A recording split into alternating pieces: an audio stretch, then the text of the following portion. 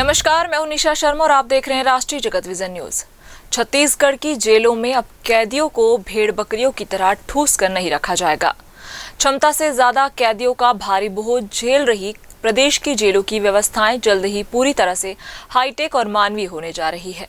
Bilaspur high court के chief justice Ramesh Sinha की division bench की लगातार सख्ती के बाद अब राज्य का जेल प्रशासन पूरी तरह से एक्शन मोड में आ गया है।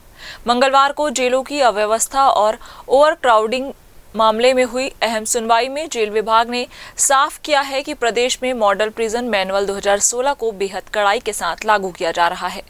जेलों में क्षमता से अधिक कैदियों की दमघोटू भीड़ को कम करने के लिए बेमेतरा में 200 कैदियों की क्षमता वाली एक नई और सर्व सुविधा युक्त ओपन जेल लगभग बनकर तैयार हो गई है। यह जेल पूरी तरह से आधुनिक मानकों पर आधारित है। वहीं दूसरी ओर बिलासपुर के बैमा नगोई में एक अत्याधुनिक मॉडल जेल का निर्माण किया जा रहा है। डायरेक्टर जनरल ने मंगलवार को हाईकोर्ट में अपना व्यक्तिगत शपथ पत्र पेश किया। उन्होंने कोर्ट को बताया कि बैमा नगोई की जेल को मॉडल प्रिजन मैनुअल 2016 के दिशा निर्देशों से भी एक कदम आगे बढ़कर सर्व सुविधा युक्त बनाया जा रहा है। जेल मुख्यालय की ओर से कोर्ट को यह भी बताया गया कि राज्य भर की जेलों में तत्काल सुधार के लिए कड़े निर्देश जारी कर लिए गए हैं। लोक निर्माण विभाग के इंजीनियर इन चीफ, जेल विभाग के डीआईजी और सभी सेंट्रल जेलों के अधीक्षकों को स्पष्ट हिदायत दी गई है कि जेलों के निर्माण, रखरखाव और संचालन में मैनुअल 2016 का सख्ती से पालन सुनिश्चित किया जाए। जेलों में भीड़भाड़ पूरी तरह खत्म करने की दिशा में एक और बड़ा कदम उठाते हुए रायपुर जिले के गोड़ी गांव में एक विशाल जेल बनाने का ड्राफ्ट तैयार किया गया है।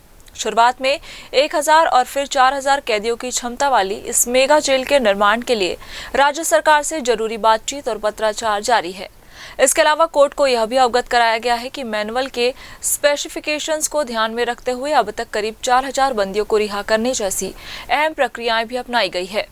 चीफ जस्टिस रमेश सिन्हा की खंडपीठ ने जेल प्रशासन के अब तक के कदमों को रिकॉर्ड कर लेते हुए इस मामले को अन्य संबंधित याचिकाओं के साथ क्लब कर दिया है। अदालत ने संबंधित अथॉरिटी को सख्त निर्देश दिया है कि वे मामले में आगे की विस्तृत प्रोग्रेस रिपोर्ट एक नए शपथ पत्र के माध्यम से अगली सुनवाई से पहले कोर्ट में पेश करे। इस पूरे मामले की आगे की सघन मॉनिटरिंग के लिए हाईकोर्ट ने अगली तारीख 13 जून 2026 निर्धारित की है।